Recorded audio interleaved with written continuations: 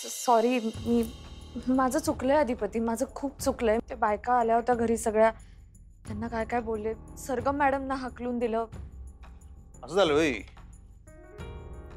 एवढाच मुद्दा होता होय? बरं बरं बरं, तेवढा गैरसमज झाला तुमचा. पण एवढाच जर मुद्दा होता तर मग कशाला चिडला तुम्ही? काय उत्तर आहे तुमच्याकडे या प्रश्नाचं मास्तरीन? हा? कुठे तंद्री? खाली का पाहिजे बोट मोजताय काय?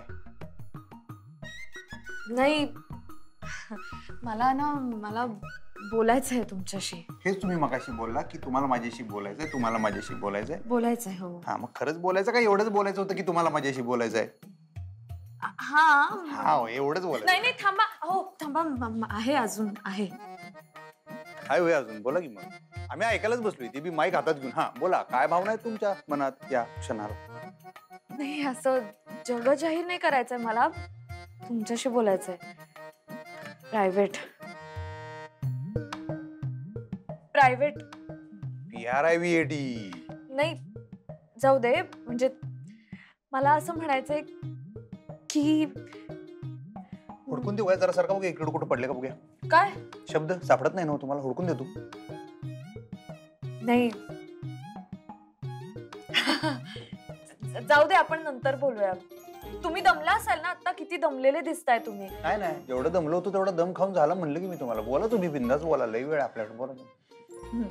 नको, आपण नंतरच बोलूया. का? बोला की. आपण नंतर बोलू. काय? कुठं?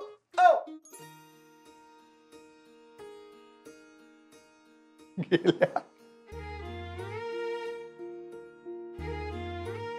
हाय हाय, तुमचं नाही आमचं सेमच आहे मास्तरीन बाई.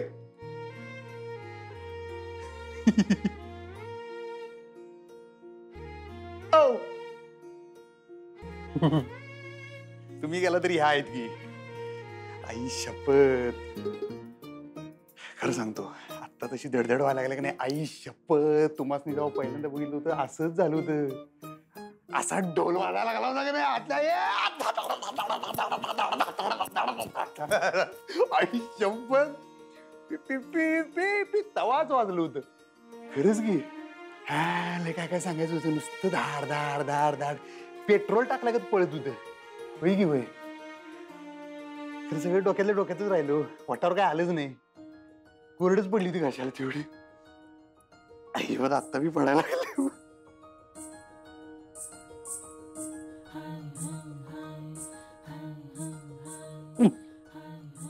मला कवा काय वाटायचं माहिती आहे काय आपल्या लग्नाच्या आधी?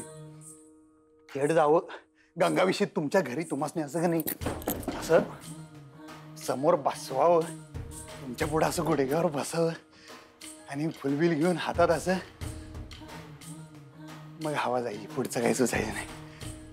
खरंच की आत्ता गेलं की नाही तुमची तशी जायची. आई शपथ, आत्ता तुमचं झालंय का नाही? शेम टू शेम माझं बी तसंच झालं होतं. खरं सांगतो.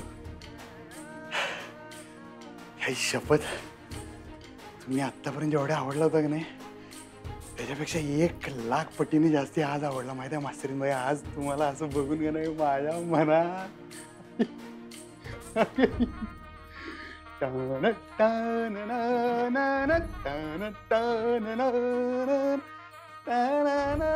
आई शपथ, आज परत एकदा तुमच्या प्रेमात पडलो.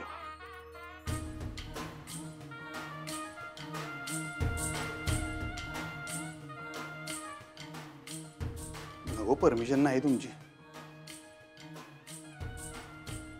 गोड गोड गार गार फुलं त्याला मध.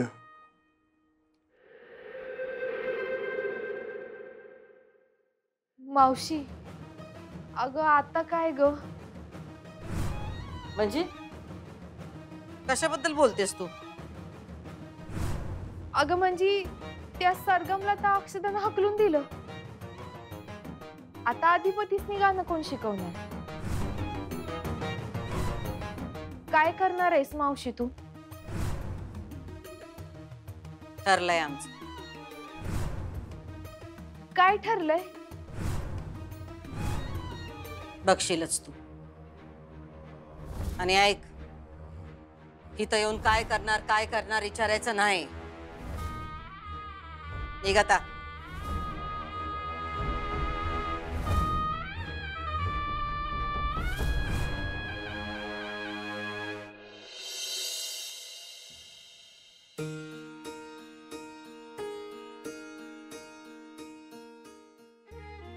काय कोणीकडे बाहेर चाललाय काय? हो. एकटेच? हा, एकटेच. हा हा. आता सुट्टे चालू आहेत ना, आता बाहेर कुठे? हो, सुट्टी चालू आहे पण इलेक्शन ड्युटी पण आहे ना. इलेक्शन ड्युटी वय मग ठीक आहे. नाही तर मी विचार केला, म्हणलं आज कुठेतरी जरा बाहेर गेलो असतो, आहे का नाही? हा, तुम्हासनी बी वेळ आहे, आम्हासनी बी वेळ आहे, आणि तुम्हासनी काय ते बोलायचं बी होतं ना आमच्या संग. म्हणलं जरा कुठेतरी बाहेर असं निसर्गात गेलो असतो, बोलायला तुम्हाला बी जरा बरं वाटलं असतं, जरा वेळ चांगला गेला, आहे का नाही? हो, खरं तर मलाही आवडलं असतं तसं, पण इलेक्शन ड्युटी आहे त्यामुळे नाही जाता येणार. आणि तुम्ही पण सुट्टी आहे म्हणून बाहेर फिरायला वगैरे जाऊ नका, मतदान करा. विषय आहे काय? मतदान तर करणारच घेऊ, मतदान करून म्हणालोय ना. कारण मतदानाला जरी आपण दान म्हणत असलो तरी तो आपला हक्क आहे, नाही का? होईच की. कर्तव्य आपलं आणि ते आपण बजावलंच पाहिजे. बरोबर. बरं झालं तुम्ही मला सांगितलं, नाही तर मी केलंच नसतं मतदान. बरोबर आहे हो. परवा हे वाचलं बरं काय, तुम्ही ती पुस्तकं दिली का नाही निबंधाची, त्याच्यात होतं लय भरली तर की मतदान हे आपल्याकडे जसा दिवाळी सण असतो की नाही, तसा मतदानाचा सण अख्ख्या देशात साजरा केला पाहिजे माणसाने, आहे की नाही? छान बोलला तुम्ही. अगदी खरंय, तुमचा हा सणच आहे, सोहळा आहे, लोकशाहीचा सोहळा आहे. आणि आपण सगळे जात धर्म पंथ सगळं बाजूला ठेवून ना मतदान केलंच पाहिजे. हे महत्वाचं आहे. सण साजरा केला पाहिजे. कारण बघा, हा सगळ्यांना सामावून घेणारा आणि सगळ्यांनी साजरा करावा असा सण आहे. बरोबर बोलला एकदम. एक काम करतो, मी तुम्हाला घेऊन जातो, तुमची ज्या बूथवर ड्युटी आहे तिथं मी बी मतदान करून टाकतो. हो, पण माझी जिकडे ड्युटी आहे तिकडेच तुमचं मतदान केंद्र असेल हे कशावरून? हा, ते आहे म्हणा. तुम्हाला सोडतो आणि मी जाऊन माझं मतदान म्हणजे मतदान करणार आणि तुम्हाला मी सोडणार. बरोबर, मतदान करणं महत्वाचं आहे. माझं बी हेच मत आहे.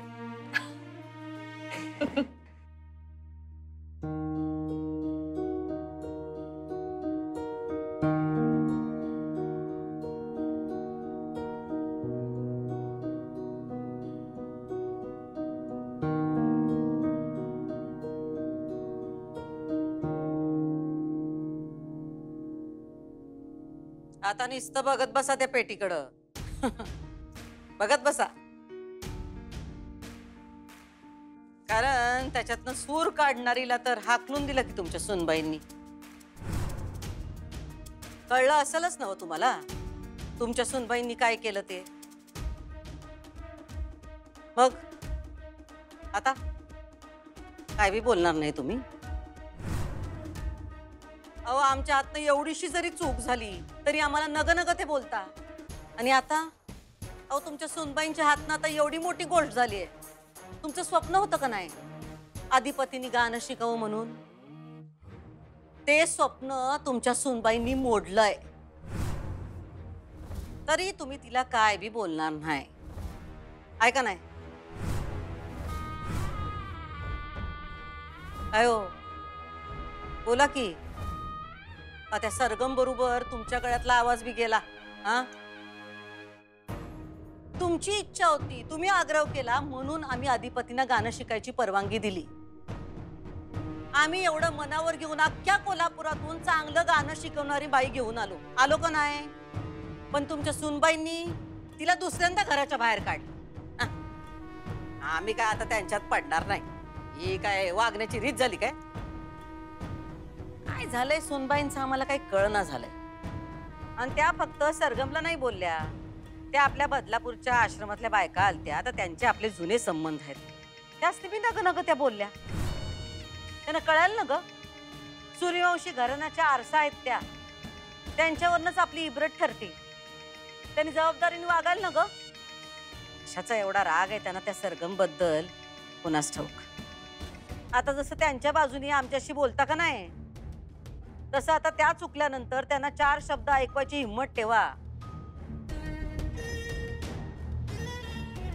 हो, ऐकताय ना आम्ही काय बोलतोय ते? या कानानं ऐकून त्या कानानं सोडून देतायसा? तुमच्या सुनबाईंमुळं आम्हाला नगं नगं ते ऐकून घ्यावं लागलं त्या सरगमकडनं. तिने ऐकवलं आम्हाला, म्हणाली तुमची इच्छा होती म्हणून आम्ही गाणं शिकवायला इथं आलो, तर तुमच्या सुनबाई आमचा अपमान करतात. आता आमचा अपमानच करायचा होता तर आम्हाला इथं कशापायी बोलवलं? आमच्या समोर आवाज चढवायचं धाडस केलं त्या सरगमनं, ते तुमच्या सुनबाईंमुळं. हे बघा, अधिपतींच्या गाण्यासाठी आमच्याकडनं जेवढं करायचं तेवढं आम्ही सगळं केलं, पण ते सगळं तुमच्या सुनबाईंनी उधळून लावलं.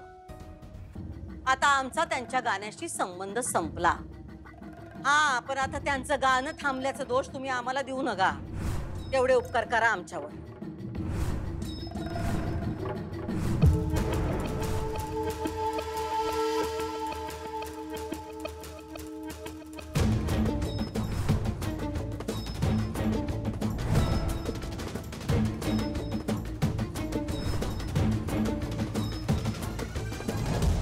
अक्षरा, हे घे, खाऊन घे पटकन. आपला ब्रेक एक तर छोटा आहे, पटकन खाऊन निघायला पाहिजे. हा? नाही तुम्ही खा, मी नंतर खाईन. अगं पण मी आलेच. हा.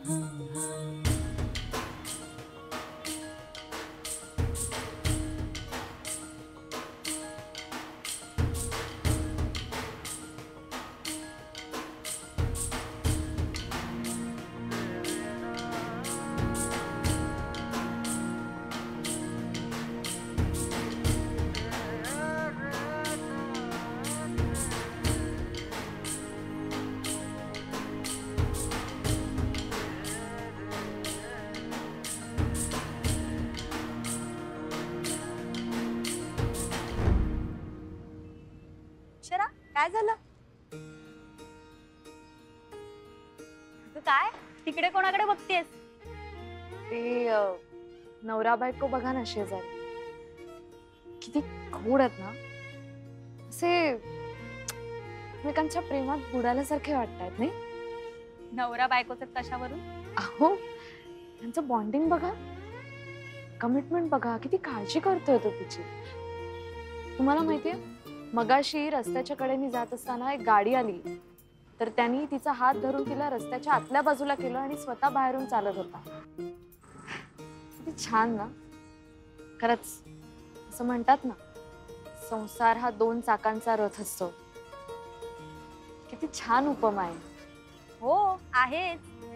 अगं एक खडखड वाजायला लागलं ना की दुसऱ्याने शांतपणे पुढे जायचं असतं, तरच रथ पुढे जाईल ना.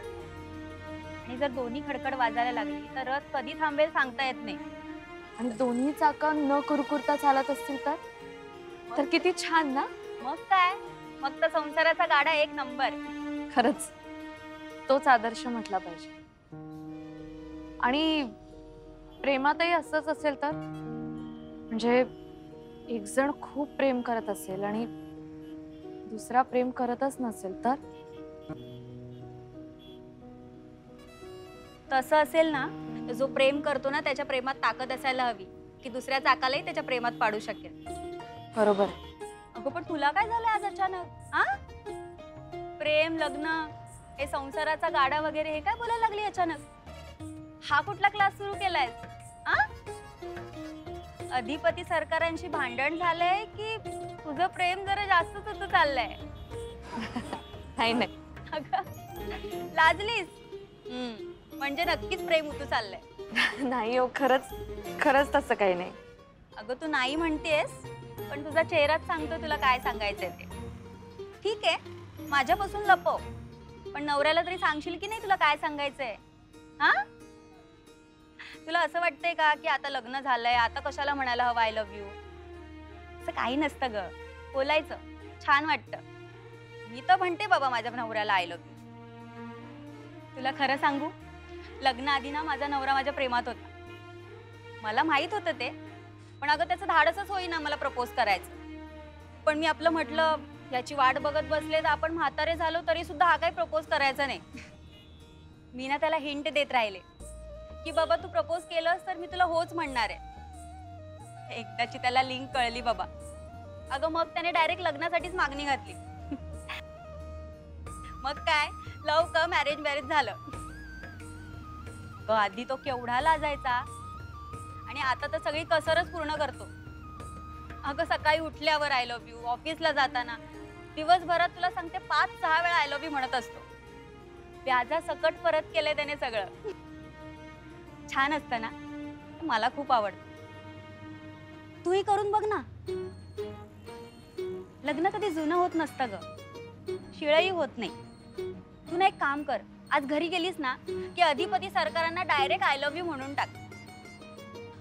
हो ताई, असं असं कसं म्हणजे डायरेक्ट कसं ना, म्हणजे असं कसं बोलू मी? आणि मला काय म्हणायचंय, प्रेम आहे हे कळतच ना, असं सांगायची गरजच आहे का सारखं सारखं? तर तुला मी काय म्हणाले मगाशी, ही पुरुष मंडळी ना माठ असतात. अगं त्यांना ना सगळं सांगावं लागतं, सगळं बोलावं लागतं. हे तुला जर एवढंच वाटतंय ना तर सरळ सरळ बोलूच नकोस ना. तुझ्या वागण्यातून बोलण्यातून त्यांना थोडी थोडी हिंट देत राहा. तुझं कामही होईल आणि त्यांना तुझ्या प्रेमाची हिंटही मिळेल.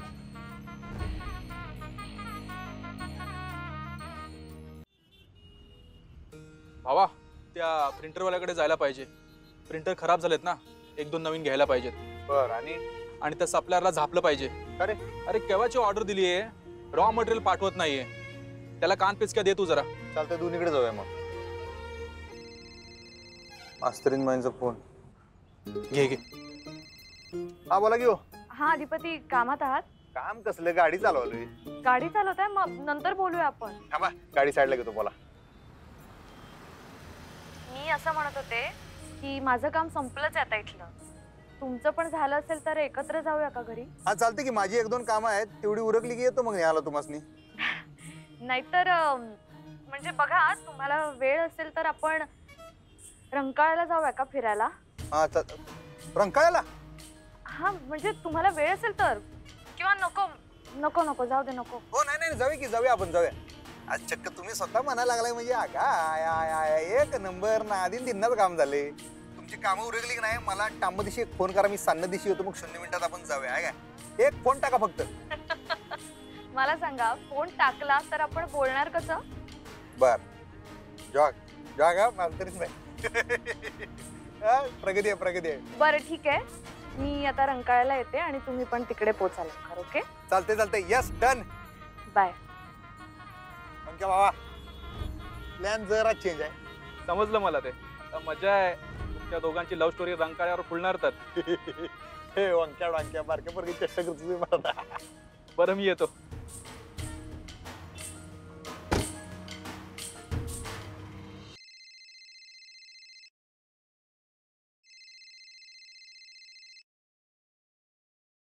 बोला मॅडम.